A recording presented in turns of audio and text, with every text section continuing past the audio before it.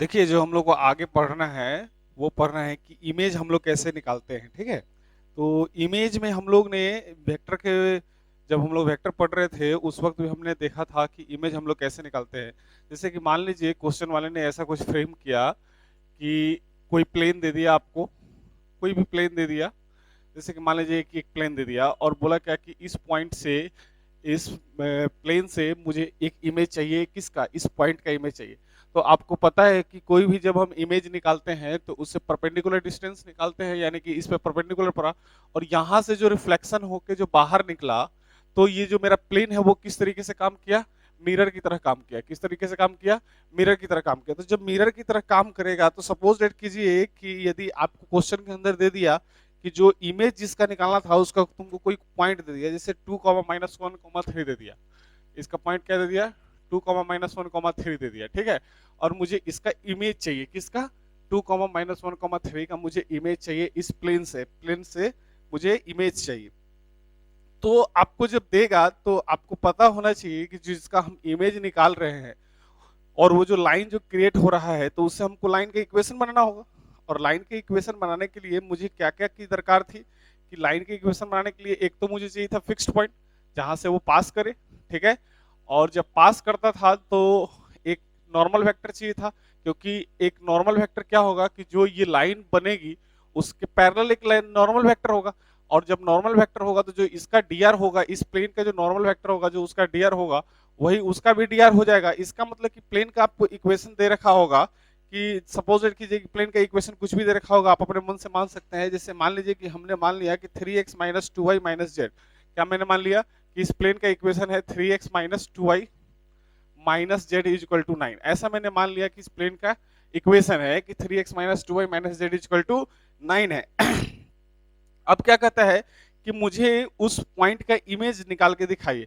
अच्छा, आपको एक चीज तो पता है कि जब इमेज निकालने जाते हैं तो पहले तो मुझे दरकार किसकी होती है, नॉर्मल वेक्टर की दरकार होती है। किसके नॉर्मल वेक्टर की दरकार होती है, इस प्लेन के नॉर्मल वेक्टर की दरकार होती है। सपोज कीजिए कि ये इसका नॉर्मल वेक्टर है, ठीक है, ये इसका नॉर्मल वेक्टर था। इसका ये नॉर्मल वेक्टर जो होगा उसका कोऑर्डिनेट कितने कितने होंगे, डेट इज एबीसी। तो एबीसी किसका, प्लेन का एबीसी। तो प्लेन का एबीसी जब निकालेंगे तो प्लेन का एबीसी कितना हो जाएगा, 3,-2,-1, यानी कि प्लेन का जो कोऑर्डिनेट हो जाएगा वो कितना हो जाएगा, 3,-2,-1, ठीक है। अब मुझे क्या चाहिए, जब मुझे नॉर्मल वेक्टर मिल गया किसका, इस प्लेन का, जब मुझे नॉर्मल वेक्टर का डीआर मिल गया तो मुझे ये मिल गया डेट इज कितना, 3,-2,-1। अच्छा, अब क्या करना है कि इस प्लेन के इक्वेशन में जो मेरे पास इसका जो लाइन का इक्वेशन आएगा उसको सेटिस्फाई करना है। वहां से क्या चमक जाएगा, आपको लेमडा चमक जाए, जैसे अपन पहले भी कर चुके हैं, ठीक है। तो अपन करना क्या है ना कि इसको जो है पहले अपन लिख लेते हैं कि जो यहाँ पे जो पॉइंट पड़ेगा इस प्लेन पे, इसको हम लोग बोलते हैं फुट ऑफ परपेंडिकुलर। क्या बोलते हैं इसको, फुट ऑफ परपेंडिकुलर। क्या बोलते हैं इसको, फुट ऑफ परपेंडिकुलर। इसको बोलते हैं फुट ऑफ परपेंडिकुलर। जहां से आपको याद है कि हमने पैरामेट्रिक कोऑर्डिनेट निकाला था, ठीक है। तो इसको शब्दों में हम लोग लिख लेते हैं कि शब्दों में कैसे कैसे लिखेंगे आप, पहला लिखेंगे शब्दों में, पहला लिखेंगे आप कि लाइन की इक्वेशन बनाओ। पहला क्या काम करना है आपको, लाइन की इक्वेशन बनाओ। लाइन की इक्वेशन बना लेंगे, लाइन की इक्वेशन बनाओ, लाइन की इक्वेशन बनाओ। जब आप लाइन की इक्वेशन बना लेंगे तो दूसरा क्या लिखेंगे, लाइन की इक्वेशन बनाने के बाद, लाइन की इक्वेशन बनने के बाद आप पैरामेट्रिक कोऑर्डिनेट बना लेंगे। क्या बना लेंगे, पैरामेट्रिक कोऑर्डिनेट बना लेंगे। पैरामेट्रिक कोऑर्डिनेट, पैरामेट्रिक कोऑर्डिनेट बना लेंगे। पैरामेट्रिक कोऑर्डिनेट बना लोगे, पैरामेट्रिक कोऑर्डिनेट बनाओ। उसके बाद जो तीसरा नंबर हो जाएगा, जब पैरामेट्रिक कोऑर्डिनेट आप बनाओगे तो आपको क्या होगा, वहां से लेमडा चमकने लगेगा। क्या चमकने लगेगा, लेमडा चमकने लगेगा। और जब पैरामेट्रिक कोऑर्डिनेट बनाओगे तो उसको किस में सेटिस्फाई कर दोगे, इस प्लेन में सेटिस्फाई कर दोगे। तो क्या लिखोगे, पैरामेट्रिक, पैरामेट्रिक कोऑर्डिनेट बनाने के बाद, बनाने के बाद, बनाने के बाद प्लेन की इक्वेशन में सेटिस्फाई करा दो। प्लेन की इक्वेशन में, प्लेन के इक्वेशन में, प्लेन के इक्वेशन में सेटिस्फाई करा दो। प्लेन के इक्वेशन में सेटिस्फाई करा दो। प्लेन के इक्वेशन में क्या करा दो, सेटिस्फाई करा दो। चौथा पॉइंट, किसके प्लेन के इक्वेशन में सेटिस्फाई करो, जो भी आपने पैरामेट्रिक कोऑर्डिनेट निकाला है लाइन का, जो वहां पे फुट ऑफ परपेंडिकुलर पड़ रहा है उसको क्या करो कि प्लेन की इक्वेशन में सेटिस्फाई कर दो। उसके बाद क्या है कि वहां से आपका जैसे ही आप प्लेन की इक्वेशन में सेटिस्फाई कर दोगे आपको क्या चमक जाएगा, लेमडा चमक जाएगा। क्या चमक जाएगा, लेमडा चमक जाएगा, लेमडा चमक जाएगा। उसके बाद आपको क्या करना है चौथे पॉइंट पे, चौथे पॉइंट पे करना है क्या कि फुट ऑफ परपेंडिकुलर वहां से आ जाएगा। अच्छा जैसे ही आप लेमडा चमकाओगे तो आपके पास क्या आ जाएगा, फुट ऑफ परपेंडिकुलर आ जाएगा। क्या आ जाएगा, फुट ऑफ परपेंडिकुलर आ जाएगा, फुट ऑफ परपेंडिकुलर आ जाएगा। जब फुट ऑफ परपेंडिकुलर आ जाएगा तो foot of perpendicular is equal to क्या हो जाएगा, foot of perpendicular is equal to foot of perpendicular is equal to क्या लिखोगे, सपोज करो कि इसको मैंने अल्फा बीटा गामा मान लिया, अल्फा बीटा और गामा मान लिया। क्या मान लिया, अल्फा बीटा एंड गामा मान लिया। तो अल्फा बीटा गामा जब आपने इमेज को मान लिया इसका मतलब कि जो इसका फुट ऑफ परपेंडिकुलर होगा वो एग्जैक्ट मिड पॉइंट होगा। तो हम लिख सकते हैं कि अल्फा प्लस 2 अपॉन में 2, यानी कि मैं लिख सकता हूं कि point plus alpha comma beta comma gamma upon में 2। नहीं, उसके बाद तुम्हारा क्या हो जाएगा, फुट ऑफ परपेंडिकुलर आ जाएगा। जैसे तुम्हारा फुट ऑफ परपेंडिकुलर आ जाएगा उसको वैल्यू को इसमें पुट कर देंगे, हमारा इमेज चमक के निकल जाएगा। ऐसा क्वेश्चन हम लोग वेक्टर के अंदर भी कर चुके हैं। अब देखते हैं कि सर क्वेश्चन के अंदर कैसे पूछा जाएगा। पहले तो इसको फिर से समझ लेते हैं। पहले क्या काम करना है, मान लीजिए कि क्वेश्चन वाले ने आपसे पूछा कि किसी पॉइंट का मुझे इमेज दिखा दो, किसके पॉइंट का इमेज दिखा दो। सपोज करो कि 2,-1,3 का मुझे इमेज चाहिए। क्या चाहिए मुझे, इमेज चाहिए। अच्छा इमेज दिखाने के लिए वेक्टर के अंदर अपन क्या करते थे कि इमेज दिखाने के लिए जो हमारा प्लेन होता था, क्या होता था, हमारा जो प्लेन होता था वो एज ए मिरर की तरह काम करता था। आपको ये सब पता है कि जब मिरर की तरह काम करेगा ये, तो यहां से जो मेरा रिफ्लेक्शन आएगा, जो इस पे जो इस पॉइंट से जो लाइन गुजरेगी वो लाइन यहाँ पे आके छेद करते हुए बाहर निकलेगी। तो जहां पे छेद करेगी वो क्या हो जाएगा, हमारा फुट ऑफ परपेंडिकुलर हो जाएगा। वो क्या हो जाएगा, हमारा फुट ऑफ परपेंडिकुलर हो जाएगा। और जहां से निकली बाहर तो उसको मैंने मान लिया कि अल्फा बीटा, यानी कि जो इमेज बन रहा था वो मेरा क्या बन रहा था, अल्फा बीटा एंड गामा बन रहा था। अब देखो एक्चुअली में हुआ क्या कि क्वेश्चन वाले ने क्या करेगा कि आपको प्लेन का इक्वेशन तो देगा ही देगा, क्योंकि प्लेन का जब तक इक्वेशन नहीं देगा तब तक आपको कैसे पता चलेगा कि हमको उस इक्वेशन को किस में सेटिस्फाई कराना है। अच्छा आपको पता था कि पैरामेट्रिक कोऑर्डिनेट वेक्टर के अंदर क्या होता था कि पैरामेट्रिक कोऑर्डिनेट उसको बोलते थे कि जहां पे लेमडा की वैल्यू चेंज होते रहती थी तो अपना लाइन का इक्वेशन चेंज होता हुआ दिखाई देता था। तो मुझे बताओ कि किसी भी लाइन के इक्वेशन के लिए मेरे पास दो चीजों की दरकार होती थी। एक तो होती थी कि जहां से वो लाइन पास करे, ठीक है, ये एक फिक्स्ड पॉइंट चाहिए जहां से वो लाइन पास करे। और दूसरी मेरे पास दरकार होती थी कि वो जो लाइन बन रहा है वो किसके पैरेलल है। तभी तो हम लोग लाइन का इक्वेशन लिखते थे कि r is equal to a plus lambda b vector है, यानी कि मुझे लेमडा बी वेक्टर, जो बी वेक्टर था वो क्या था, जो लाइन हम लोग बना रहे थे उसके पैरेलल था। इसका मतलब कि इस प्लेन पे, इस प्लेन का जो नॉर्मल वेक्टर है, जो नॉर्मल वेक्टर आएगा वो इस लाइन के पैरेलल होगा। तो आपको पता है कि यदि नॉर्मल वेक्टर मैं निकाल लूं तो मेरे पास नॉर्मल वेक्टर का जो डीआर होगा और पैरेलल होने के कारण इस लाइन का भी डीआर वही हो जाएगा। तो आपको पता है कि नॉर्मल वेक्टर का डीआर कितना हो जाएगा, डीआर हो जाएगा एबीसी। तो एबीसी इस प्लेन वाले को उठा के डाल दोगे तो 3,-2,1 हो गया, ठीक है। तो ये इसका डीआर निकल गया और यही डीआर इसका इसमें चला जाएगा। तो यानी कि ये इसका डीआर जैसे ही इसको लेगा तो एक लाइन को इक्वेशन बना के देगा। तो लाइन का इक्वेशन कैसे बन के आता था समझो इधर। पहला हमने क्या किया था कि लाइन का इक्वेशन बनाने के लिए क्या क्या करोगे आप, लाइन के इक्वेशन में आप देखना उसमें वेक्टर की कॉपी में जब हम लोग वेक्टर पढ़ा रहे थे तो वहां पे लाइन का इक्वेशन बनाए थे, ठीक है। तो लाइन का इक्वेशन किस तरीके से बनाए थे देखना इधर, ठीक है। मैं डायरेक्ट लिख रहा हूं, आप वहां पे से देख सकते हैं। एक तो मुझे क्या दरकार थी कि जहां से पास कर रहा था, तो मैं लिख सकता हूं कि x-2 इज इक्वल टू, समझते जाना, x-2 is equal to y plus का 1, ठीक है, इज इक्वल टू कितना लिखोगे आप, z माइनस का 3। अच्छा अपॉन में क्या डालोगे, एबीसी, एबीसी क्या है 3 और ये फिर -2 और ये फिर कितना है -1 इज इक्वल टू लेमडा के बराबर, इज इक्वल टू किसके बराबर, लेमडा के बराबर। और ये मेरा क्या हो जाएगा, लाइन का इक्वेशन बन जाएगा। नहीं आया बात समझ में, ये मेरा क्या बन जाएगा, लाइन का इक्वेशन बन जाएगा, लाइन का इक्वेशन बन जाएगा, लाइन का इक्वेशन बन जाएगा। नहीं आया, लाइन का इक्वेशन बन जाएगा। और जैसे ही मेरा लाइन का इक्वेशन बन जाएगा, जैसे ही मेरा लाइन का इक्वेशन बन जाएगा उसको मैं लेमडा से इक्वेट कर दूंगा। तो जैसे ही मैंने लेमडा से इक्वेट कर दिया तो x बराबर कितना हो जाएगा, x बराबर हो जाएगा 3 लेमडा प्लस का 2। अच्छा कॉमा कितना हो जाएगा, माइनस का 2 lambda is equal to y plus का 1, याद आया आपको, समझ में आया कि नहीं है? अच्छा दूसरा क्या आया कि z माइनस थ्री या फिर माइनस का lambda is equal to z minus का थ्री, ठीक है। अब इसको क्या करोगे कि आप एक्स वाई जेड को एक तरफ डाल लो, ठीक है, एक्स वाई जेड को एक तरफ डाल लो, तो आपके पास जो आ जाएगा वो क्या आ जाएगा, एक्स वाई जेड के टर्म में आपको लिखना है, तो यहां से तो एक्स आ गया, सॉरी सॉरी सॉरी गड़बड़ हो गया, अच्छा सॉरी यहाँ पे गड़बड़ हो गया इक्वेशन लिखने में, आप फिर से लिख लेना, ठीक है। आप इसको देखो, ये किसके बराबर, x बराबर मैं लिख रहा हूं, x बराबर मैं लिख रहा हूं 3 लेमडा, और ये इधर गया तो प्लस का 2, ठीक है, इज इक्वल टू y बराबर मुझे लिखना है, तो y इज इक्वल टू मैं कितना लिखूंगा, माइनस का 2 लेमडा, और ये वाला इधर आ गया तो माइनस का 1, ठीक है। आगे मैं लिखूंगा z बराबर कितना लिखूंगा, माइनस का लेमडा प्लस का 3। अब यहां से क्या आ गया मेरे पास, पैरामेट्रिक कोऑर्डिनेट आ गया, तो पैरामेट्रिक कोऑर्डिनेट मेरे पास कितना कितना आ गया, पैरामेट्रिक कोऑर्डिनेट कितना कितना आ गया, parametric coordinate, parametric coordinate is equal to कितना कितना हो गया, that is 3 lambda plus 2 comma 3 lambda plus 2 comma 2 lambda minus 1 comma minus lambda plus 3, ठीक है।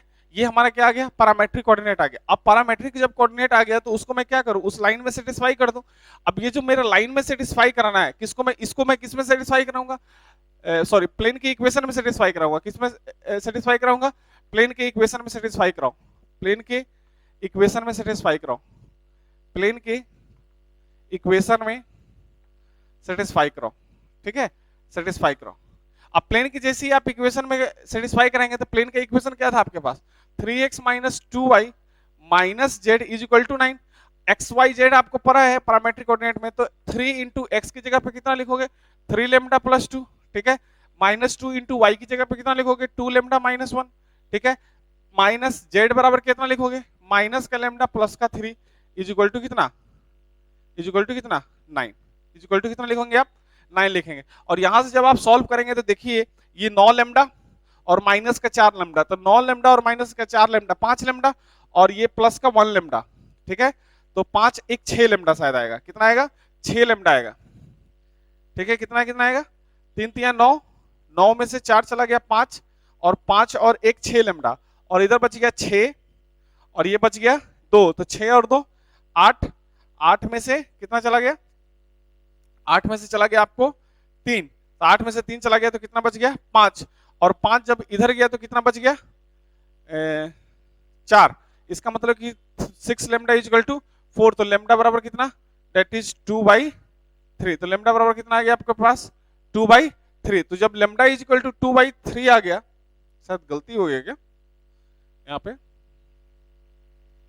यहाँ पे मुझे लग रहा है कि कुछ गलती हो गया है, इसको देख लो फिर से कि 3 3 9 लेमडा और ये माइनस का 4 लेमडा, तो 5 लेमडा प्लस का 1 लेमडा 6 लेमडा, नहीं ये सही तो है, 3 3 9 लेमडा माइनस का 4 लेमडा -2 है शायद, -2, अच्छा यहाँ पे माइनस है, यहाँ पे माइनस है, यहाँ पे माइनस है, ठीक है, तो ये कितना हो जाएगा 9 लेमडा प्लस 4 लेमडा, तो 9 4 13 प्लस 14 लेमडा आ जाएगा, 14 लेमडा आ जाएगा, 14 लेमडा इक्वल टू कितना हो जाएगा, अब इधर देख लेते हैं, ये कितना हो जाएगा 6 और ये 2, तो 6 और 2 8, इधर कितना हो जाएगा 6, 6 और 2 8, और 8 में से 3 चला गया तो 5, 5 इधर चला गया तो 4, तो 2/7, 2/7, तो मेरे पास लेमडा कितना चमक गया 2/7, और जैसे ही मेरे पास लेमडा 2/7 चमका तो मेरे पास फुट ऑफ परपेंडिकुलर आ जाएगा, फुट ऑफ परपेंडिकुलर आ जाएगा, तो फुट ऑफ परपेंडिकुलर में मुझे क्या करना है कि फुट ऑफ परपेंडिकुलर निकालने के लिए मुझे क्या करना है कि जो x का वैल्यू है उसमें लेमडा का वैल्यू रख देना है। तो जैसे ही हम x में लेमडा का वैल्यू रखेंगे, देखिए कैसे रखते हैं हम,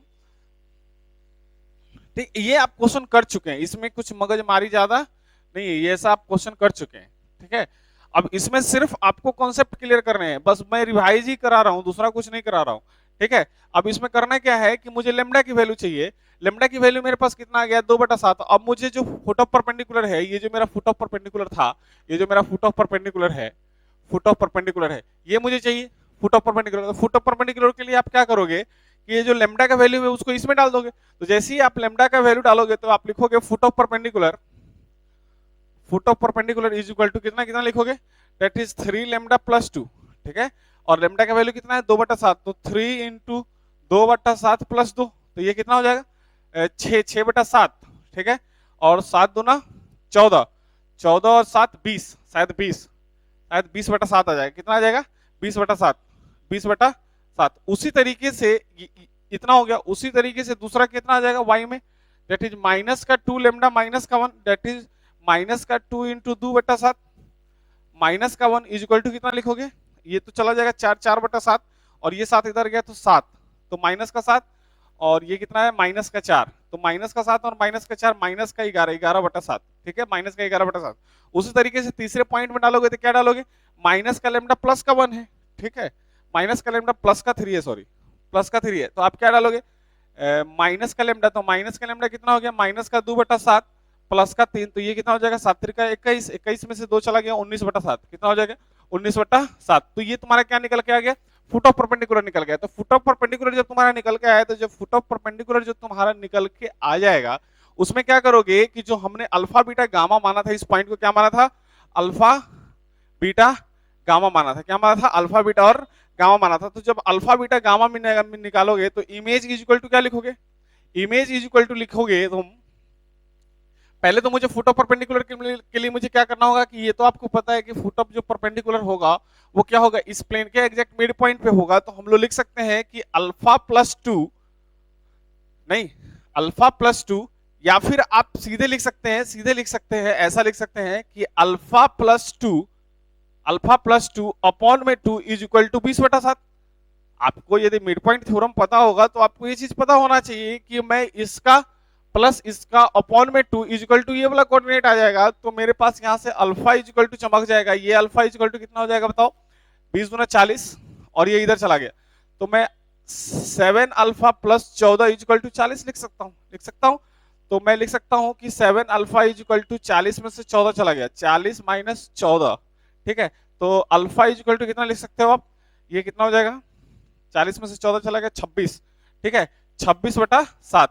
तो अल्फा मेरे पास कितना निकल के आएगा 26/7, यानी कि एक्स कोऑर्डिनेट में जो हमारा इमेज निकल के आएगा वो कितना निकल के आएगा 26/7। उसी तरीके से जब वाई एक्स मतलब वाई कोऑर्डिनेट आप निकालोगे किसी इमेज का, तो बीटा इज इक्वल टू आप क्या लिखोगे कि that is beta plus 1 upon में 2 इज इक्वल टू कितना लिखोगे माइनस का 11/7, ठीक है। और यहां से आप जो सॉल्व कर लोगे तो बीटा का वैल्यू आ जाएगा, फिर उसी तरह से आगे आप सॉल्व करोगे तो गामा का वैल्यू आ जाएगा। तो ये हमने जो एक्चुअली में सीखा वो क्या सीखा कि किसी भी इमेज को कैसे हम लोग किसी भी पॉइंट का इमेज हम लोग किसी प्लेन में कैसे निकालते हैं। आपको ये सब चीज वेक्टर के अंदर हम सिखा चुके हैं, तो इसमें ज्यादा सोचने की जरूरत नहीं है, बस आप वेक्टर का कॉपी खोलिएगा तो आपको समझ में आ जाएगा कि हमको करना कैसे है। बस आपको बस यहाँ पे एक चीज मैंने सिखाया, ठीक है, सिखाया क्या, याद दिलाया कि आप जब लाइन का इक्वेशन बनाते थे वेक्टर के अंदर तो कैसा बनाते थे, जहां से लाइन गुजरती थी वो चाहिए था मुझे कि एक पॉइंट दे दो जहां से वो लाइन गुजर रही थी, दूसरा कि वो लाइन किसके पैरेलल थी, तो वो तो आप वेक्टर के फॉर्म में देखे थे। यहाँ पे देखिए ये जो लाइनें बनी जहां से जो लाइन 2,-1,3 से जो पास हो रही थी उसके पैरेलल एक लाइन बनाया, उसके पैरेलल कौन सा लाइन होगा, इस वेक्टर इस प्लेन का नॉर्मल वेक्टर इस लाइन के पैरेलल होगा, तो इसके वेक्टर का जो dr होगा, n वेक्टर का जो dr होगा वही इसका भी dr होगा। क्यों सर, क्यों dr होगा, क्योंकि आपको पता है कि n वेक्टर और ये लाइन दोनों एक दूसरे के पैरेलल होंगे, तो उसका dr ही उसका dr हो जाएगा। अच्छा, जब ऐसा होता है तो आपने स्टेप बाय स्टेप निकाल लिया। स्टेप बाय स्टेप में पहला क्या लिखा आपने कि किसी भी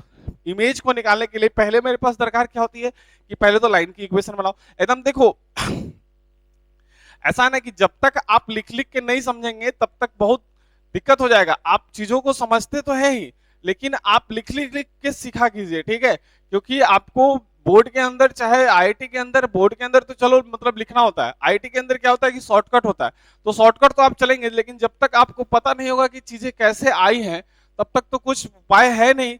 इसलिए आपको क्या है कि आपको एक एक चीज को पहले लिख के समझिए। सिंगेज का बुक है आप उसको बनाइए, ठीक है, एररलेस है आप उसको बनाइए, धीरे धीरे चलते रहिए। लेकिन ये सब चीजें हम लोग सीख चुके हैं। तो पहला हमने क्या बताया, जब भी किसी पॉइंट का इमेज निकालते हैं तो पहला उसमें काम हम लोग का क्या होता है कि पहला काम होता है कि पहले तो लाइन का इक्वेशन बना लो। लाइन का इक्वेशन आपने ये बना लिया, ठीक है। लाइन का इक्वेशन बनाने के लिए मुझे दो चीजों की दरकार थी। पहली चीज क्या थी कि मेरे पास एक पॉइंट चाहिए था जहां से वो लाइन गुजरे, ठीक है। दूसरा, वो लाइन किसके पैरेलल है, ठीक है, और जो पैरेलल होगा उसका डीआर और इसका डीआर सेम हो जाएगा। तो वहां से फुट ऑफ परपेंडिकुलर यानी कि पैरामेट्रिक कोऑर्डिनेट आपने निकाले और सबको इक्वेट कर दो लेमडा के बराबर। जैसे ही आपने लेमडा के बराबर इक्वेट किया तो आपको पता चल गया कि मेरे पास पैरामेट्रिक कोऑर्डिनेट आ गया, और जैसे ही लेमडा के बराबर इक्वेट किया तो मेरे पास एक्स वाई जेड चमक गए। एक्स वाई जेड किसका सर? फुट ऑफ परपेंडिकुलर का। अब उस प्लेन के, क्योंकि आपको पता है कि फुट ऑफ परपेंडिकुलर इसी प्लेन पे है, फुट ऑफ परपेंडिकुलर कहां है? उसी प्लेन पे है। तो जब उस प्लेन पे है तो उस प्लेन के इक्वेशन को सेटिस्फाई करता होगा, नहीं उसके प्लेन की इक्वेशन को क्या करता होगा? सेटिस्फाई करता होगा। जब प्लेन की इक्वेशन को सेटिस्फाई कर देगा तो जो मेरा फुट ऑफ परपेंडिकुलर आएगा उसको इस प्लेन की इक्वेशन में सेटिस्फाई करा देंगे, और जब हम सेटिस्फाई करा देंगे तो मेरे पास वहां से क्या निकल जाएगा? लेमडा का वैल्यू चमक जाएगा।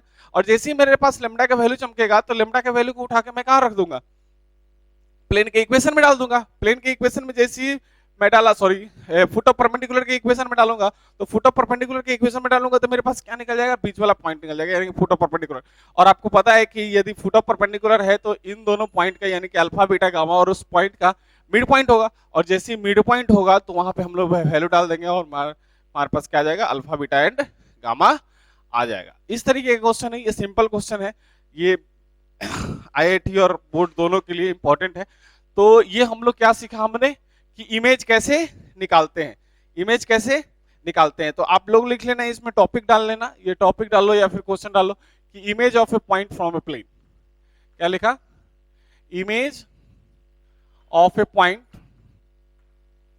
From a plane, image of a point from a plane, ठीक है, image of a point from a plane, ठीक है। ये आपका इमेज निकल के आ जाएगा, ठीक है। अगला लिखो, पहले इसको लिख लेना, ठीक है। अल्फा बीटा गामा, आपको पता है कि जब अल्फा निकल गया तो बीटा भी आप निकाल सकते हो, ठीक है। अगला देखिए,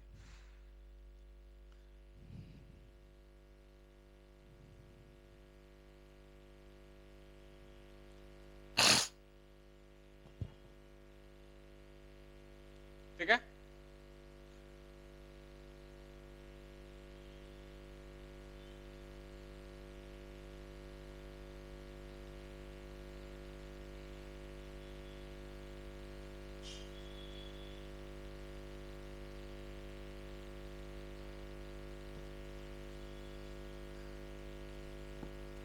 वीडियो आया थोड़ा सा दिन हो गया है, लेकिन उम्मीद है कि आप पहले वाला सारे वीडियो देख चुके होंगे, ठीक है। और इसको जो है आगे आप करते जाइए। जिस दिन क्लास खुलेगा 15 तारीख के बाद, यदि गवर्नमेंट खोलती है तब तो फिर ऑफलाइन क्लास स्टार्ट हो जाएगा, ठीक है। तब तक आप लोग काम चलाइए थोड़ा सा।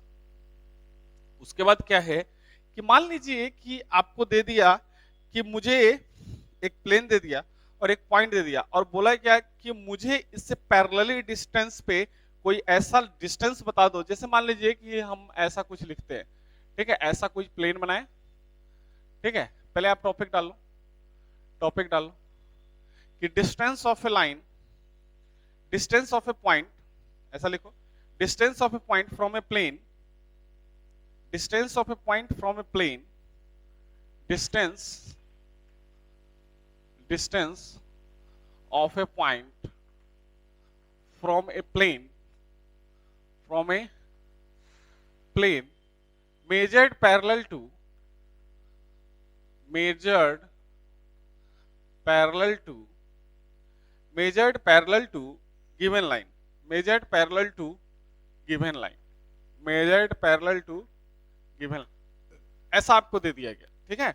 और आपसे पूछा गया कि डिस्टेंस ऑफ ए पॉइंट बता दो उस प्लेन पे, किस प्लेन पे? उस प्लेन पे यदि उसको मेजर किया गया है किसी दूसरे पैरेलल लाइन से, ठीक है। अब सपोज डेट करो कि पॉइंट मान लो कि यहां दे दिया गया, ठीक है, पॉइंट यहां दे दिया गया, और आपको पता है कि ये तो बोल रहा है क्या कि आप मेजर्ड पैरेलल टू, यानी कि कोई एक लाइन दे दिया, ठीक है, कोई एक लाइन दे दिया। तो सपोज डेट करो कि आपको पता है कि ये वाला डिस्टेंस क्या होता है? ये वाला डिस्टेंस तो परपेंडिकुलर डिस्टेंस होता है, लेकिन बोल रहा है क्या कि ये वाला डिस्टेंस यदि परपेंडिकुलर डिस्टेंस होता है तो आप जैसे कि फुट ऑफ परपेंडिकुलर अभी निकाले पिछले क्वेश्चन में, अभी जो हमने क्वेश्चन किया उसमें फुट ऑफ परपेंडिकुलर नहीं, एक्चुअली में यहाँ पे क्या बोल रहा है कि यदि मान लीजिए कि कोई लाइन है ऐसा, ठीक है, कोई लाइन ऐसा है, इसके पैरेलल कोई एक लाइन है, और वो उसके पॉइंट से इस पॉइंट प्लेन पे पड़ने वाली दूरी से जो प्लेन पे जो पॉइंट पड़ा उससे उसकी दूरी बता दीजिए। तो पहली बात तो ये कि ये लाइन और ये लाइन आपस में पैरेलल तो है नहीं, आपको जैसा कि दिख रहा है। तो पहली काम क्या है कि पहले हम पढ़ चुके हैं कि जब हम यहां से कोई भी पॉइंट गिराते हैं तो वो परपेंडिकुलर होता है सीधी सीधी रेखा में जो इस प्लेन पे गिर रहा है। तो पहले तो हम काम करते हैं कि इसको मिटा देते हैं। दूसरा कि इसके पैरेलल ही एक लाइन बना देते हैं। तो जैसे ही इसके पैरेलल में लाइन बनाया तो ये पॉइंट कहीं यहां पे जाके गिरेगा, नहीं आया बात समझ में? ये पॉइंट कहीं यहां पे जाके गिरेगा जो कि प्लेन पे तो 90 डिग्री नहीं होगा, लेकिन आपको एक चीज पता है कि इस प्लेन पे जो ये लाइन जो गुजर रही है उसका इक्वेशन आपको दे रखा है। क्या दे रखा है?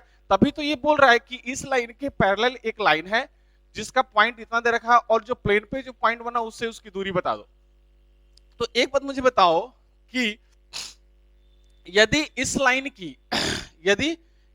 की इक्वेशन तुमको दे रखा है तो जो इसका डीआर होगा वही इसका भी डीआर होगा। अच्छा, जब इसका डीआर होगा तो ये लाइन जिस पॉइंट से गुजर रही होगी उस पॉइंट से उसको हम लोग लाइन के इक्वेशन में चेंज कर सकते हैं और इसका डीआर इसको दे सकते हैं। तो आपको सपोज करो कि ऐसा कुछ दे दिया और आपको बोला क्या कि इस लाइन का इक्वेशन कुछ दे दिया। इस लाइन का इक्वेशन आपको दे दिया,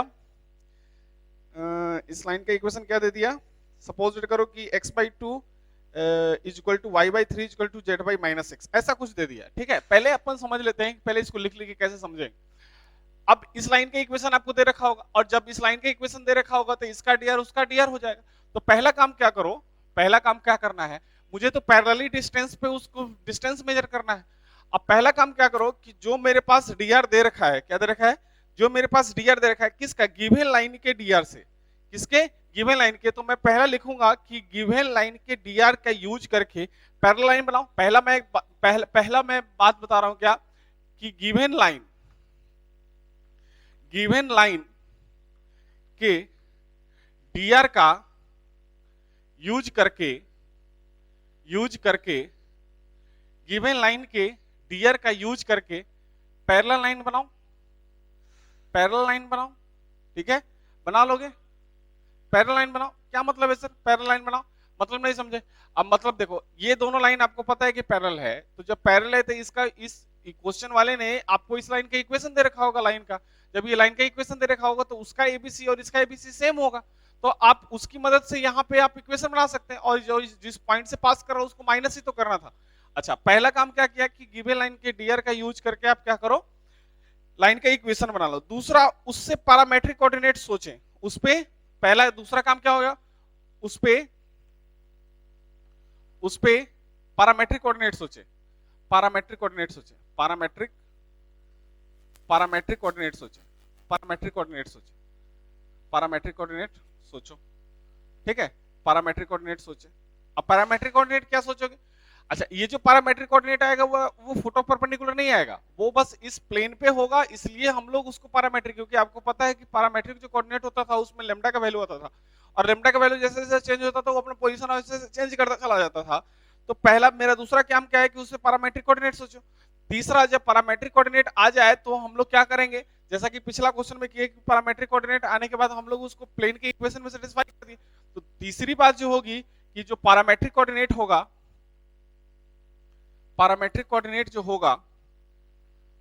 कोऑर्डिनेट को प्लेन में सेटिस्फाई करा दो।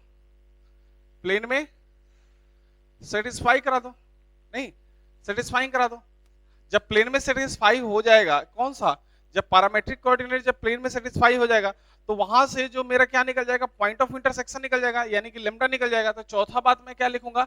अच्छा देखो, जैसे ही आप पैरामेट्रिक कोऑर्डिनेट को इसमें सेटिस्फाई कराओगे, इस प्लेन के इक्वेशन में निकालोगे तो आपके पास लैम्डा चमक जाएगा, यानी कि लैम्डा आपको आ जाएगा। तो लैम्डा के लिए आप क्या लिखोगे कि यहां से लैम्डा से पॉइंट ऑफ इंटरसेक्शन आ जाएगा, कि क्या आ जाएगा? लैम्डा से पॉइंट ऑफ इंटरसेक्शन आ जाएगा, पॉइंट ऑफ इंटरसेक्शन आ जाएगा, पॉइंट ऑफ इंटरसेक्शन आ जाएगा, नहीं पॉइंट ऑफ इंटरसेक्शन आ जाएगा। और जब लैम्डा से पॉइंट ऑफ इंटरसेक्शन आ जाएगा तो हम लोग क्या करेंगे उसके बाद? पांचवा काम, यूज डिस्टेंस फार्मूला। क्या करेंगे? Use distance formula. कैसे निकालते हैं डिस्टेंस फार्मूला? आपको पता है, यूज डिस्टेंस फार्मूला। तो हम लोग क्या निकाल लेंगे उस वहां से? डिस्टेंस फार्मूला निकाल लेंगे। जैसे कि चलिए क्वेश्चन के अंदर देखते हैं कि ऐसे काम कैसे करता है। पहला काम क्या करा आपने? पहला काम करा कि जैसे मान लो कि कोई पॉइंट दे दिया, इसके कोऑर्डिनेट दे दिए x1, y1, z1, ठीक है। पहला काम तो ये है कि कोई भी लाइन का इक्वेशन बनाने के लिए मेरे पास पहले चीज की क्या दरकार होगी कि कहां से वो लाइन पास कर रहा है, ठीक है। तो ये लाइन सपोज करते हैं कहां से पास कर रहा है, x1, y1, z1 से पास कर रहा है। अच्छा, ये लाइन पास कर रहा है तो इसके पैरेलली कोई लाइन होगा, तो जब इसके पैरेलली कोई लाइन होगा तो क्वेश्चन वाले उस लाइन का इक्वेशन देंगे, ठीक है। और जो इसका डीआर होगा, इस लाइन का जो डीआर होगा वही इस लाइन का भी डीआर हो जाएगा। तो एक बात मुझे बताओ, यदि उस लाइन का डीआर हो जाएगा तो मुझे इस लाइन की इक्वेशन पता चल जाएगी, और जब मुझे इस लाइन की इक्वेशन पता चल जाएगी तो जहां पे ये जो प्लेन और ये लाइन जहां पे आके मिला उसको हम लोग क्या बोलेंगे, intersection of line and plane. और जैसे ही वो intersection of line and plane मिलेगा तो वहां से हम लोग पैरामेट्रिक कोऑर्डिनेट सोच लेंगे, और वहां पे जब पैरामेट्रिक कोऑर्डिनेट सोचेंगे तो उसको जब हम प्लेन के इक्वेशन में सेटिस्फाई कराएंगे, जो ये प्लेन दे रखा है उस प्लेन का इक्वेशन आपको जब दे रखा होगा तो उसके प्लेन के इक्वेशन में जब हम लोग सेटिस्फाई करेंगे तो वहां से मेरे पास ये इंटरसेक्शन पॉइंट निकल जाएगा, यानी कि लेमडा चमक जाए। और उस लेमडा को क्या करेंगे हम लोग यूज करके इंटरसेक्शन पॉइंट निकालने के बाद जब मेरा यहाँ पे इंटरसेक्शन पॉइंट आ जाएगा तो इन दोनों के बीच की दूरी हम लोग निकाल लेंगे। अच्छा, क्वेश्चन के अंदर कैसे करते हैं ये तो वर्बली बात हो गई, लेकिन ये आपका प्रोसेस आपको याद होना चाहिए कि पहले पहले हमको क्या करना है, पहला हमको क्या करना है, फिर दूसरा हमको क्या करना है, फिर तीसरा हमको क्या। पहला काम क्या है कि जो भी आपका गिवन लाइन है उसका डीआर का यूज करके, डीआर कौन कौन होते थे, ए बी सी होते थे, डीआर कौन कौन से होते थे, ए बी सी होते थे। तो इस लाइन का डीआर का यूज करके आप इसको निकाल लोगे, ठीक है। तो जैसे ही इसको निकालोगे इसका डीआर का यूज करके, तो इसका डीआर जो भी आएगा, इसका डीआर सपोज करो कि एबीसी हुआ, तो एबीसी का जो इस लाइन का जो डीआर एबीसी हुआ उसको इसमें रख दोगे, ठीक है।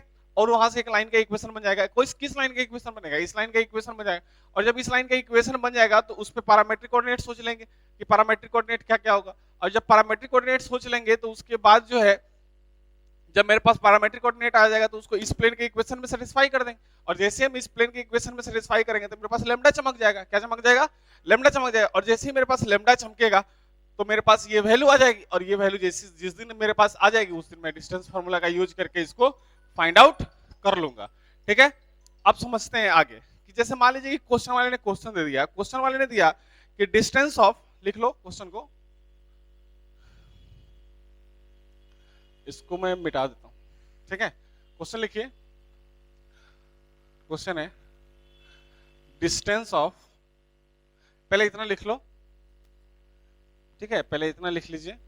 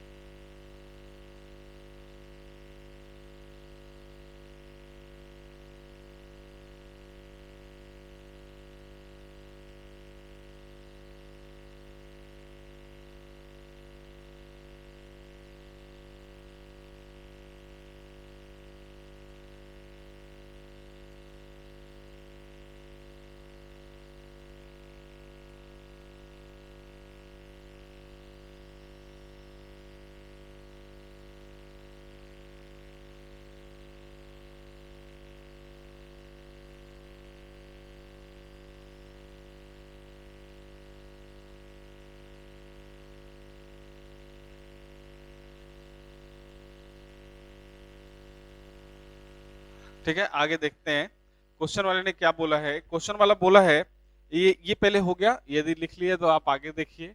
अगला क्वेश्चन बोलता है कि डिस्टेंस ऑफ मैं क्वेश्चन लिख देता हूं। क्वेश्चन है डिस्टेंस ऑफ, क्वेश्चन है डिस्टेंस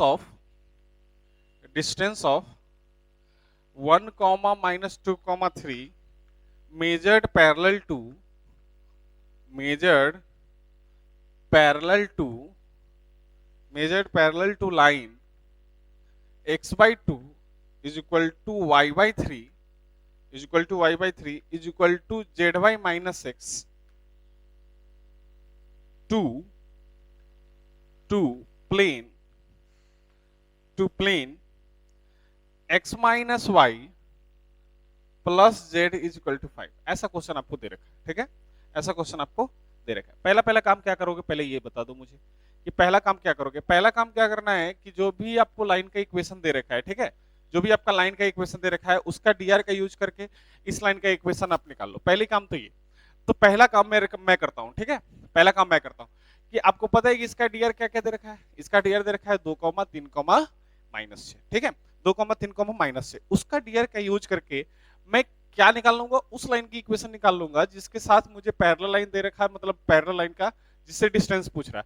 अच्छा एक बात बताओ, डिस्टेंस किससे पूछ रहा है, इस पॉइंट से पूछ रहा है, तो ये लाइन कहीं ना कहीं उस पॉइंट से गुजर रही होगी। इसका मतलब कि उस लाइन की इक्वेशन के लिए मैं क्या क्या बोल सकता हूं, पहले इसको समझना। पहली बात मैं लिखता हूं कि उस लाइन की इक्वेशन के लिए मैं लिखूंगा x माइनस 1, ठीक है, is equal to y plus का 2 is equal to z minus का 3। क्या आप सहमत हैं? उसके बाद मैं लिखूंगा उसके डीआर, किसके डीआर, जिसके लाइन के पैरेलल था, तो उसके डीआर 2, 3 और -6। क्या आप इस बात के लिए सहमत हैं? क्या आप इस बात के लिए सहमत हैं? यदि आप सहमत हैं तो मैं इतना जैसे ही लिखा तो आपको दिख गया कि यदि इतना बराबर इतना है, यानी कि x minus 1/2 is equal to y plus 2/3 is equal to z minus 3/-6। अच्छा यहां से आप क्या करो, दूसरा काम, पहला काम तो आपने कर दिया कि सर लाइन की इक्वेशन बना दिया। दूसरा काम क्या, पैरामेट्रिक कोऑर्डिनेट सोचे। तो पैरामेट्रिक कोऑर्डिनेट सोचने के लिए आप सबको किसके बराबर मान लोगे, लैम्डा के बराबर मान लोगे। तो x minus 1/2 is equal to y plus 2/3 is equal to z minus 3/-6 is equal to किसके बराबर मान लोगे, लैम्डा के बराबर। और जिस दिन आप लैम्डा के बराबर मान लोगे तो उसको इक्वेट कर दोगे, तो x बराबर आप क्या लिखोगे, दैट इज 2 लैम्डा प्लस का 1, ठीक है। y इज इक्वल टू कितना लिखोगे आप, y इज इक्वल टू लिखोगे 3 लैम्डा माइनस का 2, ठीक है, 3 लैम्डा माइनस का 2, comma z is equal to कितना लिखोगे आप, माइनस का 6 लैम्डा प्लस का 3। क्या आप इस बात के लिए सहमत? और जिस दिन ये lambda sorry x y z का वैल्यू आ गया, इसको आप किस में सेटिस्फाई कर दोगे, प्लेन के इक्वेशन में सेटिस्फाई कर दोगे। तीसरा काम क्या हो गया कि जो भी पैरामेट्रिक कोऑर्डिनेट आया उसको आप किस में सेटिस्फाई कर दोगे, प्लेन के इक्वेशन में सेटिस्फाई। तो satisfying x y z, satisfying x comma y comma z in plane, ठीक है, उस प्लेन की इक्वेशन में सेटिस्फाई कर दो। जैसे ही आप प्लेन की इक्वेशन में सेटिस्फाई करोगे तो आपके पास क्या क्या, प्लेन का इक्वेशन आपके पास क्या गया है, x minus y plus z equal to 5। तो आप लिखोगे x माइनस वाई, तो x कितना है, दैट इज 2 लैम्डा प्लस 1। उसके बाद माइनस का y है, तो माइनस मैंने अंदर रखा तो 3 लैम्डा प्लस का 2 आ गया। प्लस का z है तो प्लस का z के लिए -6 लैम्डा प्लस का 3 इज इक्वल टू कितना आ गया, 5 आ गया। यहां से मेरे पास लैम्डा का वैल्यू आ जाएगा 2 लैम्डा प्लस 3 लैम्डा और -6 लैम्डा, तो 6 -6 और -3 -9, और -9 में से 2 चला गया तो -7, तो -7 लैम्डा, ठीक है। और ये हो गया 1 और ये हो गया 2, ठीक है, ये 1 और ये 2, तो दैट इज 3 और 3 6 इधर गया तो कितना हो गया, 6 जब इधर गया तो -6, तो -1, ठीक है, माइनस से माइनस कट गया तो लैम्डा बराबर 1/7। लैम्डा बराबर कितना आ गया, 1/7। तो लैम्डा बराबर जब 1/7 आ गया तो मेरे पास पैरामेट्रिक कोऑर्डिनेट आ गया, यानी कि इस पॉइंट का मुझे पास कोऑर्डिनेट आ गया कि जिस दिन मैं लैम्डा में उसका वैल्यू डालूंगा, ये जो मेरे पास वैल्यू आया है लैम्डा का, ये जो मेरे पास वैल्यू आया है लैम्डा का, उसको जिस दिन मैं इसमें डाल दूंगा, किसमें डाल दूंगा, इसमें डाल दूंगा, तो मेरे पास वो वाला पॉइंट आ जाएगा जो दोनों पॉइंट प्लेन और लाइन का जो इंटरसेक्शन पॉइंट होगा। तो अगला काम क्या करना है मुझे कि जो लैम्डा का वैल्यू आया है उसको मैं पैरामेट्रिक कोऑर्डिनेट में सेटिस्फाई कर देता हूं, ठीक है, रख देता हूं। तो जैसे ही मैं रखूंगा, देखना आप इधर, जैसे ही मैं रखूंगा कि पुटिंग लैम्डा बराबर 1/7 इन पैरामेट्रिक कोऑर्डिनेट में है, पैरामेट्रिक कोऑर्डिनेट में आप रखो, पैरामेट्रिक कोऑर्डिनेट में आप रखो।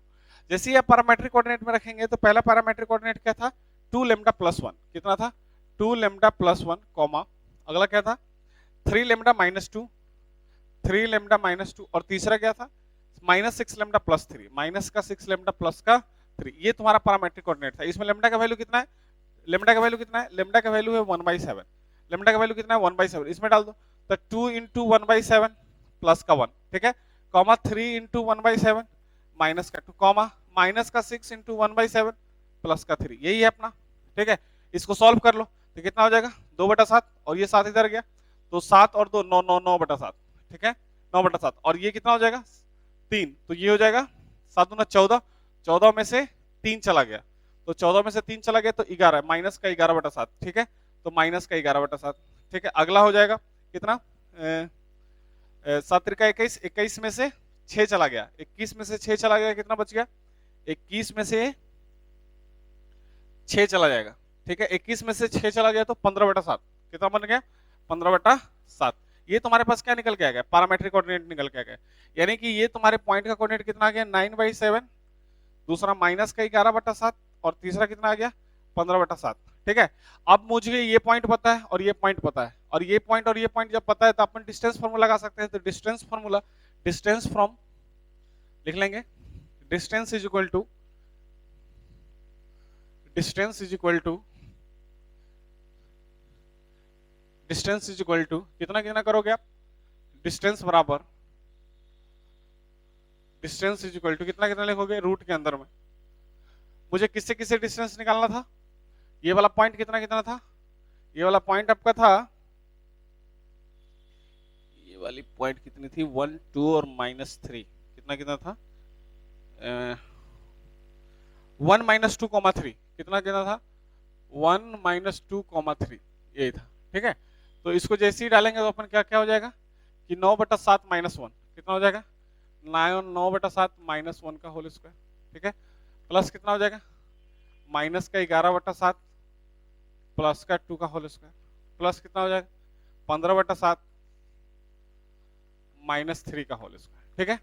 ये कितना हो जाएगा अपने पास, आपको जो भी हो जाएगा कितना हो जाएगा 7, तो ये 7 चला गया तो 2/7, नहीं ये सॉरी ये कितना हो जाएगा 7, तो 2/7, तो 2/7 का होल स्क्वायर, ठीक है 2/7 का होल स्क्वायर, प्लस ये कितना हो जाएगा 14, 14 14 में से 11 गया तो माइनस का 2/7 सॉरी 2/7 का होल स्क्वायर, ठीक है, प्लस कितना हो जाएगा प्लस हो जाएगा आपका ये कितना हो जाएगा 7 त्रिका 21, 7 त्रिका 21, तो 21 तो माइनस का 21 और ये कितना हो जाएगा 15, तो 6/7, 6/7 का होल स्क्वायर आ गया। इसको जब आप सॉल्व करोगे तो क्या लिखोगे 4/49 प्लस 4/49 प्लस 36/49, नहीं, और इसको रूट के अंदर में, और जब आप इसको सॉल्व करोगे तो 49 नीचे तो बाहर निकल गया 7, ठीक है, अंदर में कितना बच गया, अंदर में बच गया 36 प्लस 4 40, 36 और 4 40, कितना आ जाएगा, गड़बड़ हो गया क्या कहीं पे,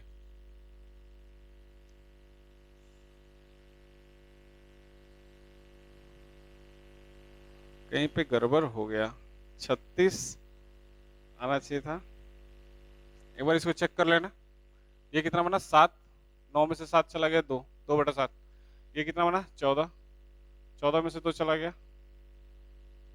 तो 14 3 सॉरी 3, ये बनेगा 3 ना, 11 3 14, ठीक है, तो ये 9/7, तो 36 और 9 45 और 4 49, यानी कि ये 49, तो कितना बन जाएगा 7/7 तो यानी कि वो ये वाला डिस्टेंस कितना था 1 था, ठीक है।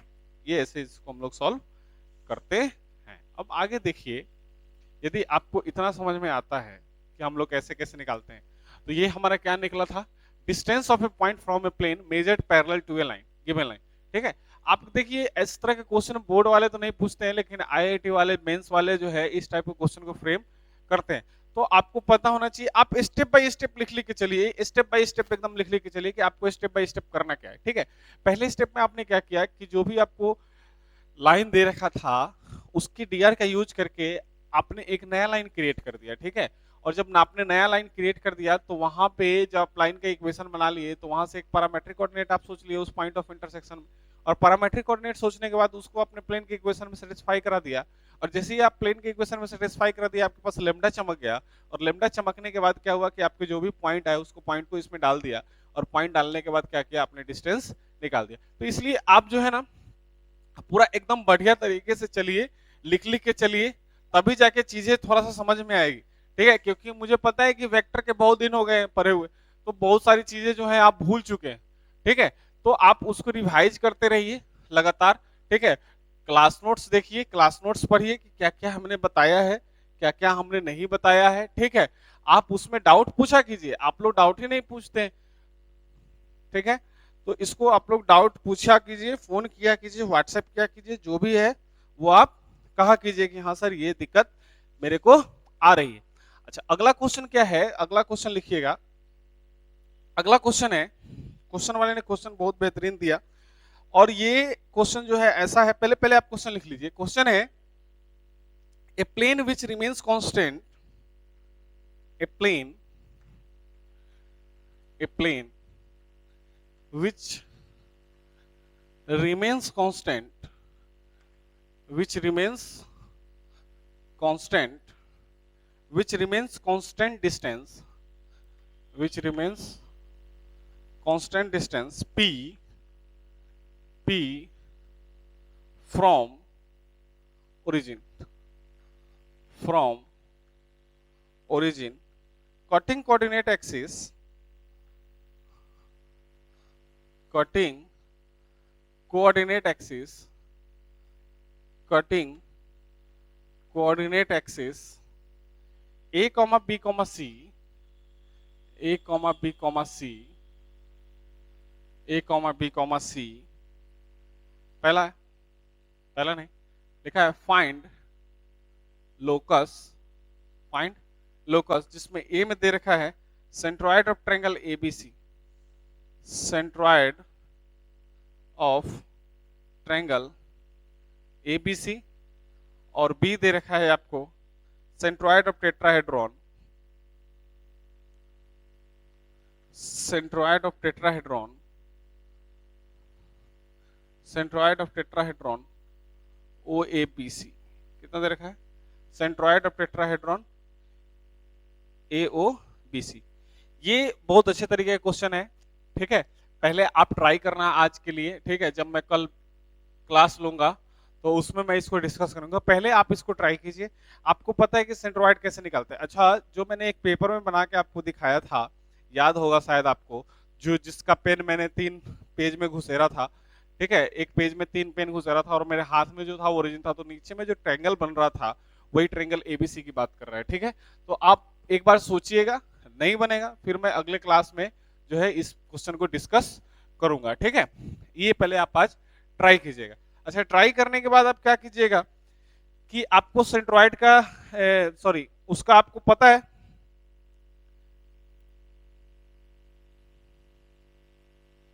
आपको टेट्राहेड्रॉन का सेंट्रॉइड तो पता है कि उसका टेट्राहेड्रॉन का सेंट्रॉइड क्या होता है, A comma B comma C, sorry A plus B plus C plus D vector upon में 4 होता है, ठीक है। तो ये सब चीजें आपको पता है। अगला लिखिएगा, ठीक है।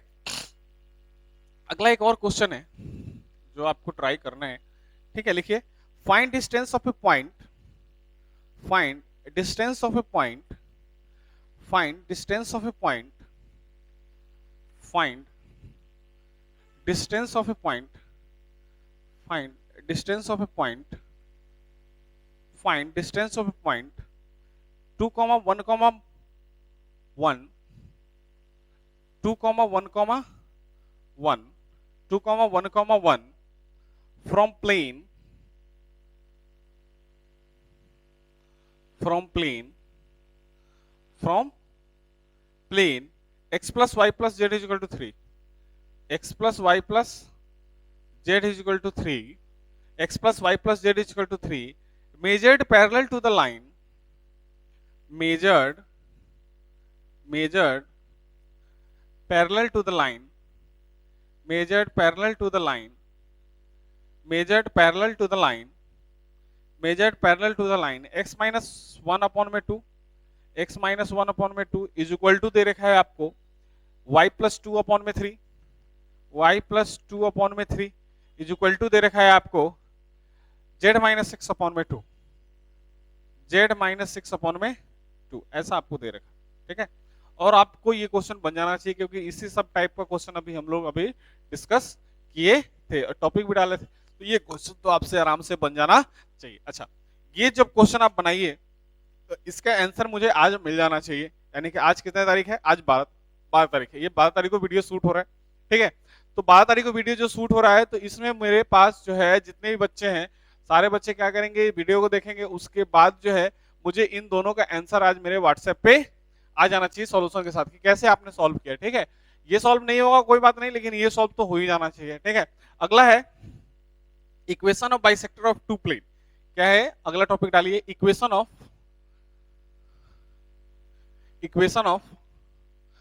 Bisector of two planes. क्या है equation of bisector of two planes. अब देखो अपना जो 3D है खत्म होने वाला है, बस एक फैमिली ऑफ प्लेन बचा हुआ है, ठीक है। तो इसको हम लोग समझते हैं कि equation of bisector of two plane होता क्या है। आप समझते हैं इसमें थोड़ा सा इमेजिनेशन का कमाल है कि जिस बच्चे का इमेजिनेशन जो थोड़ा सा अच्छा है वो इजिली वे में इमेजिन कर सकता है। जैसे फिर भी मैं इमेजिनेशन करने की कोशिश करता हूं। सपोज डेट कीजिए कि आपके पास जो है, ठीक है, ऐसा कुछ प्लेन है, ठीक है, आपको पता है कि प्लेन है। अच्छा, एक चीज आपको पता है कि किसके इक्वेशन की बात कर रहा है, बाइसेक्टर ऑफ टू प्लेन की इक्वेशन की बात कर रहा है। किसकी बात कर रहा है, बाइसेक्टर ऑफ टू प्लेन की बात कर रहा है। तो इसका मतलब कि जब बाइसेक्टर ऑफ टू प्लेन की बात कर रहा है तो कहीं ना कहीं उसे चाहिए कि जो दो प्लेन बन रहे हैं वो आपस में भिड़ रहे होंगे कहीं ना कहीं। अब जब वो आपस में भिड़ेंगे तो देखिए कुछ इस तरीके से भिड़ेंगे, ठीक है। मैं बनाने की कोशिश करता हूं कि क्या है, ठीक है। ये भी यहीं से फटेगा, समझते हैं इसको कैसे होगा।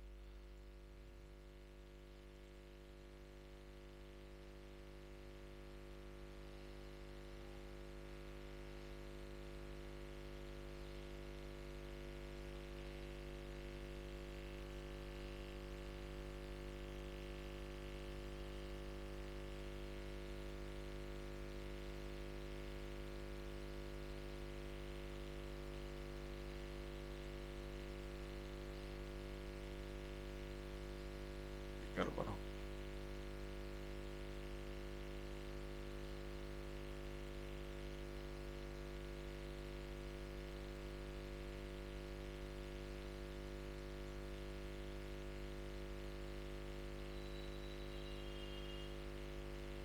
देखिए आपको कुछ ऐसा, ये पेपर थोड़ा सा टाइट रहता ना आपको ज्यादा समझ। हाँ, ये देखिए,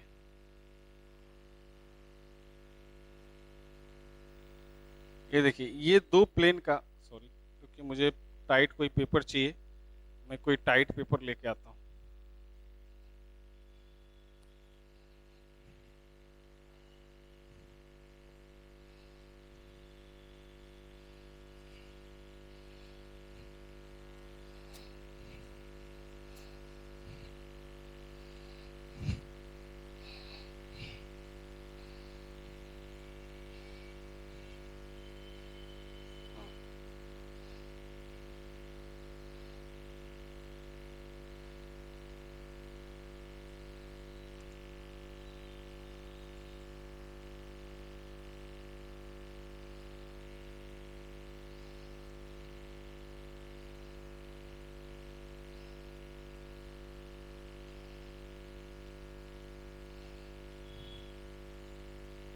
ये देखिए कुछ इस तरीके का, ठीक है, कुछ इस तरीके का। ये देखिए एक्चुअली में जो प्लेन बन रहा है, ठीक है, वो इन दोनों प्लेन को इंटरसेक्ट कर रहा है, मतलब बाइसेक्ट कर रहा है, और इन दोनों प्लेन को बाइसेक्ट कर रहा है।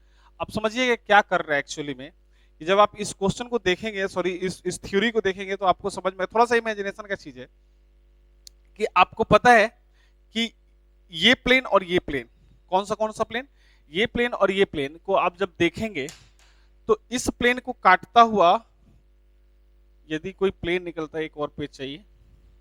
अब जैसे देखिए ये प्लेन और ये प्लेन को काटता हुआ एक प्लेन गया, ऐसा ऐसा एक प्लेन गया, इस प्लेन और इस प्लेन को बाइसेक्ट करता हुआ एक प्लेन गया ऐसे, ठीक है, और इस प्लेन और इस प्लेन को बाइसेक्ट करता हुआ एक ऐसा प्लेन गया, ठीक है, वो इनफाइनाइटली लेंथ नीचे भी, इनफाइनाइटली लेंथ ऊपर भी। अच्छा, जब आप इसको देखेंगे तो एक जो ये प्लेन है, जो इस प्लेन और इस प्लेन का जो इंटरसेक्शन पॉइंट से जो निकला और इसको जो बाइसेक्ट किया, तो कहीं ना कहीं आधा आधा में बाइसेक्ट किया होगा। तो सोचना कि जिस दिन मैं इधर से पेन घुसाऊंगा, इधर से पेन घुसाऊंगा, इधर से पेन घुसाऊंगा, और जो ये बाइसेक्टर प्लेन जो यहाँ पे है, तो यहां से जो मैं प्लेन पे जो पेन डालूंगा अंदर में, वो उस प्लेन पे परपेंडिकुलर होगा। अच्छा, जब नीचे से मैं कोई पेन घुसाऊंगा इस पेन पे, तो उसका डिस्टेंस भी परपेंडिकुलर होगा। इसका मतलब यदि ये बाइसेक्टर प्लेन है, इन दोनों प्लेन का बाइसेक्टर प्लेन है, तो मुझे बताओ कि ये वाली डिस्टेंस यहां से यहां तक का डिस्टेंस और नीचे से यहां तक का डिस्टेंस दोनों बराबर होगा क्या? आपने बोला कि हाँ सर बराबर होगा। उसी तरीके से यहाँ पे जब मैं यहां से इस पे पेन डालूंगा, तो उस प्लेन पे परपेंडिकुलर होगा, और जिस दिन मैं इस प्लेन से इस पे परपेंडिकुलर डालूंगा, पेन कोई घुसाऊंगा, तो उस पे भी परपेंडिकुलर होगा, यानी कि यहां भी P1 इक्वल टू P2 होगा। अच्छा, सोचना जरा सा, यदि ऐसा होता है, यदि ऐसा होता है, पहले इसको और समझ लेते बढ़िया तरीके से। एक और चीज मुझे बताना भूल गया कि देखो, अच्छा ये जो छोटू सा तुमको दिख रहा है, ये जो छोटू सा जो दोनों प्लेन का इंटरसेक्शन दिख रहा है, तो इसमें जो प्लेन बना, इसमें जो प्लेन जो बाइसेक्ट कर रहा है, तो ये तो 90 डिग्री से कम है, ये तो 90 डिग्री से कम है। इसका मतलब कि 90 डिग्री से कम है, तो इसको हम लोग बोलेंगे एक्यूट एंगल बाइसेक्टर। क्या बोलेंगे? Acute angle bisector. क्या बोलेंगे? Acute angle bisector. और इसको बोलेंगे obtuse angle bisector of two plane. क्या बोलेंगे? Acute angle and obtuse angle bisector of two plane, ठीक है, ऐसा हम लोग इसमें बोलेंगे। अच्छा, जब हम लोग ऐसा बोलेंगे तो मुझे एक बात बताओ कि आपको मैंने बताया कि पहली बात तो ये कि आप सर प्लेन बना दो, जैसा कि आप देख चुके हैं। नहीं समझ में आया तो फिर मैं समझाऊंगा, कोई दिक्कत नहीं, थोड़ा सा इमेजिनेशन का खेल है, बाकी कुछ नहीं है। तो सोचो जरा सा कि यदि हम बनाते हैं कोई प्लेन, ठीक है, तो मान लीजिए कि कोई प्लेन ऐसा था, ठीक है, कोई प्लेन ऐसा था, ठीक है, कोई प्लेन ऐसा था, एक प्लेन ऐसा था, और एक प्लेन हमने ले लिया ऐसा, ठीक है, एक प्लेन ले लिया ऐसा, ठीक है, और एक प्लेन ले लिया ऐसा,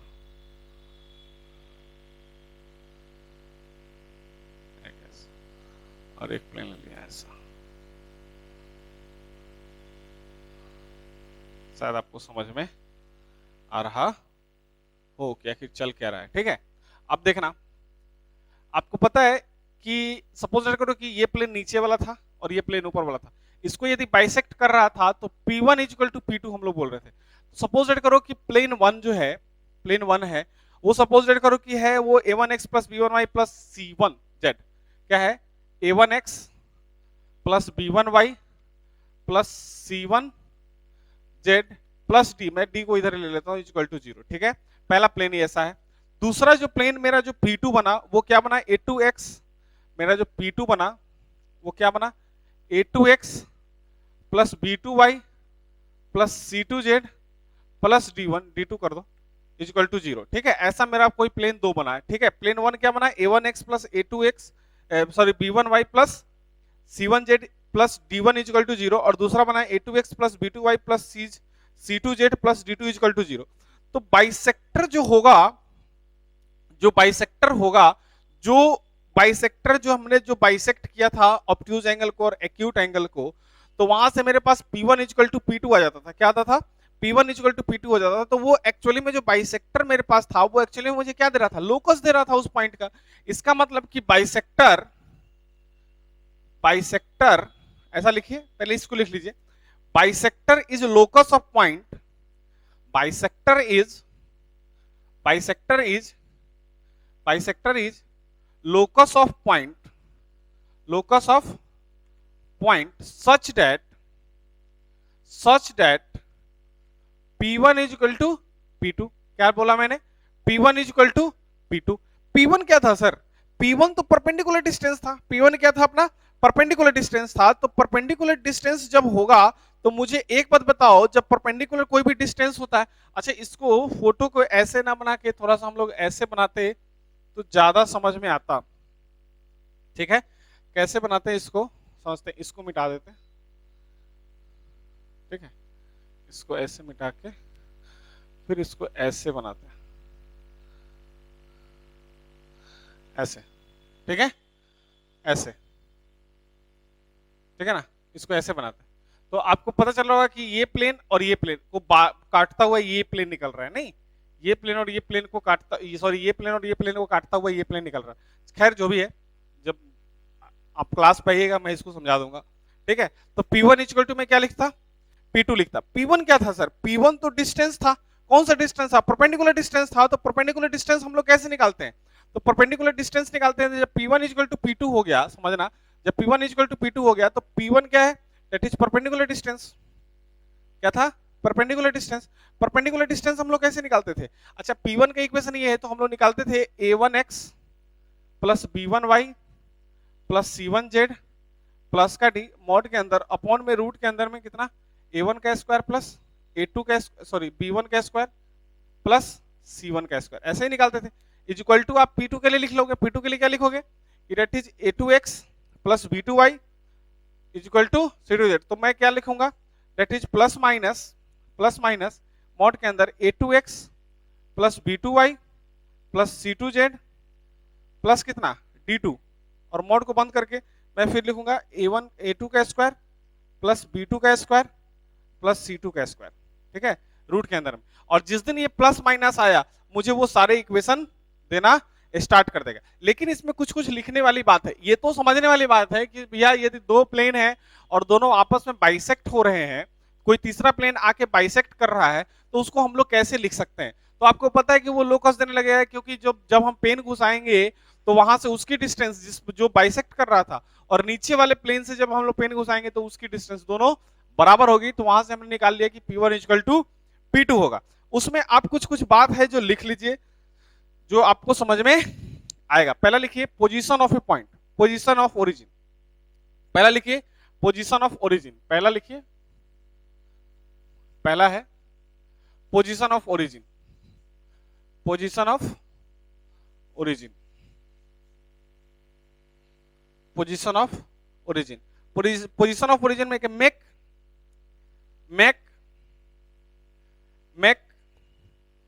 D1 एंड D2, पहला काम क्या करना है पोजीशन ऑफ ओरिजिन के लिए, पहला काम क्या करना है, position of origin, position of origin के लिए क्या करना है आपको, पोजीशन ऑफ ओरिजिन के लिए आपको करना है कि पहला आपका काम क्या होगा, कि पहला आप काम कीजिए कि make D1 and D2 positive.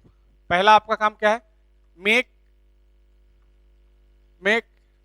D1 and D2, make D1 and D2 positive. पहला आपका काम क्या है कि पहले D1 एंड D2 को क्या कर लीजिए, पॉजिटिव कर लीजिए इफ नेसेसरी, यदि नेसेसरी है तो, नहीं तो कोई दिक्कत नहीं है। यदि निगेटिव है तो उसको करने की जरूरत, सॉरी, यदि पॉजिटिव है तो उसको पॉजिटिव करने की जरूरत नहीं है, निगेटिव है तब उसको पॉजिटिव कर दीजिए। Then find the equation using positive sign, दूसरा पॉइंट लिखिए। Then find the equation using positive sign, positive sign का यूज करके आप क्या कर लीजिए, इक्वेशन फाइंड कर लीजिए, ठीक है। Which gives you bisector containing origin, जैसे ही आप इक्वेशन निकालेंगे तो आपको क्या दे देगा, which gives bisector, which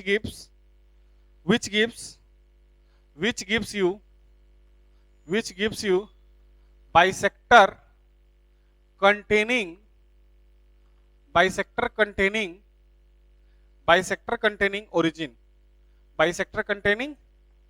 origin, ठीक है। आप इस तरीके से निकाल सकते हैं। ये दो पॉइंट मैंने लिखाया, पहला क्या लिखाया, make D1 and D2 positive if necessary, दूसरा पॉइंट मैंने लिखाया then find the equation using positive sign which gives you bisector containing origin. अच्छा, ये तो मेथड 1 हो गया, ये मेथड 1 हो गया। मेथड 1 को थोड़ा सा याद रखना बहुत मुश्किल है, इसलिए मेथड 2 हम लोग सिखाते हैं बच्चों को कि उसको कैसे सॉल्व करना है, ठीक है। ऐसा कुछ दे दिया तो आपको कैसे सॉल्व करना है। अच्छा, मेरे पास दो केसेस आए, एक ऑब्ट्यूज एंगल के केस आए और दूसरा एक्यूट एंगल के केस आए, ठीक है। दोनों केसेस में कैसे करेंगे इतना याद रखना तो पॉसिबल नहीं है, तो एक शॉर्टकट तरीका है कि आप उस शॉर्टकट तरीके से कैसे जाए, ठीक है। मेथड 2 में लिखिए इफ, मेथड 2 में लिखिए if,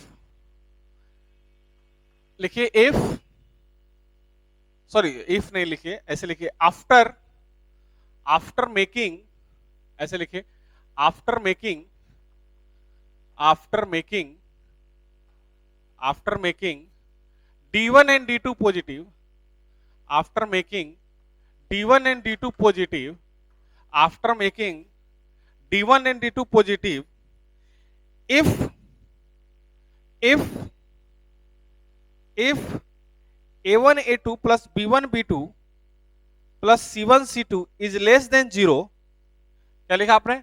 after making D1 and D2 positive, if A1 A2 plus B1 B2 plus C1 C2 is less than 0, is less than 0, is less than 0, then origin lies in the acute angle, then origin lies in the acute angle, किसमें? acute angle में। दूसरी बात इसी में, if A1 A2, इसका पहला point था A, इसका दूसरा if A1 A2 plus B1 B2 plus C1 C2 is greater than 0, क्या मैंने बोला? if A1 A2 B1 B2 plus C1 C2 greater than 0, then origin lies in the obtuse, then origin lies in the obtuse angle, किसमें लाई करेगा? obtuse angle में लाई करेगा, ठीक है। अब सपोज दैट कीजिए, सोचिएगा थोड़ा सा, कि यदि मान लीजिए कि आपको ये क्वेश्चन पूछा गया, ठीक है, ये क्वेश्चन पूछा गया, तो मेरे पास तरीके क्या क्या हैं। अब जैसे कि मान लीजिए कि दो प्लेन के बीच में आपसे एंगल पूछा गया, क्या पूछा गया? दो प्लेन के बीच में एंगल पूछा गया। तो दो प्लेन के बीच में जब आप एंगल निकालेंगे, दो प्लेन के बीच में जो इंटरसेक्ट हो रहे हैं, ठीक है, और जब दो प्लेन के बीच में आपको इक्वेशन पूछेगा, तो मुझे बताओ कि दो प्लेन के बीच में जो इक्वेशन आप निकालोगे, कैसे कैसे निकालोगे? एक तो जब मुझे एक्यूट एंगल की दरकार होगी, चाहे ऑब्ट्यूज एंगल की दरकार होगी, तो जिस प्लेन से है वो प्लेन, ठीक है, जैसा कि आपने फोटो बनाया था, आपने फोटो कुछ इस तरीके का बनाया था, ठीक है, कुछ इस तरीके का फोटो था, ठीक है, कुछ इस तरीके का फोटो था, ठीक है,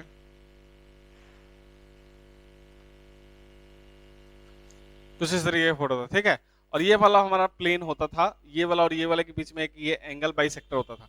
तो सोचो मुझे इन दोनों के बीच में एंगल चाहिए, इस प्लेन और इस बाइसेक्टर लाइन के बीच में एंगल चाहिए। सपोज करो कि ये मेरा NP1 था, क्या था? NP1 था, और ये मेरा तो B1 था। तो ये इन जो दोनों ऑब्ट्यूज के लिए कर रहा होगा वो मेरा क्या होगा? B2 होता। अब सोचना, यदि मुझे cos थीटा निकालना है, क्या निकालना है? cos थीटा निकालना है, तो इस प्लेन और इस प्लेन के बीच में निकालना है, तो मैं क्या लिखूंगा? NP1 डॉट NB1 लिखूंगा, अपॉन में मैग्नीट्यूड ऑफ क्या लिखूंगा? NP1 into magnitude of NB1 लिखूंगा क्या? अरे लिखूंगा कि नहीं लिखूंगा? इतना ही तो लिखूंगा। अब आप कहोगे कि सर दोनों प्लेन के बीच में क्यों नहीं निकाले? दो प्लेन के बीच में मैं कैसे निकालता? एक तो बाइसेक्टर प्लेन आया जो दोनों प्लेन को बाइसेक्ट करता हुआ चला गया, तो आधा एंगल नीचे आधा एंगल ऊपर। इसका मतलब कि मुझे मेरे पास क्या क्या बच गया? एक प्लेन तो ये ओरिजिनल वाला बच गया, और एक प्लेन वो वाला जो बाइसेक्ट कर रहा था, तो उन्हीं दोनों के बीच में तो प्लेन का मुझे एंगल चाहिए। तो एंगल निकालने के लिए आपने क्या किए कि NP1 डॉट NB1 अपॉन में NP1 डॉट सॉरी मैग्नीट्यूड में कितना है? NP1 इंटू NB1, ठीक है, ऐसा हम लोग करेंगे। ठीक है, आज के लिए इतना ही। लेकिन आपको जो दो क्वेश्चन मिला है वो आप करके मेरे को व्हाट्सएप करेंगे। इसमें नहीं समझ में आया तो आप क्लास पे आइएगा, हम आपको समझा देंगे कैसे कैसे काम होता है। ठीक है, चलिए।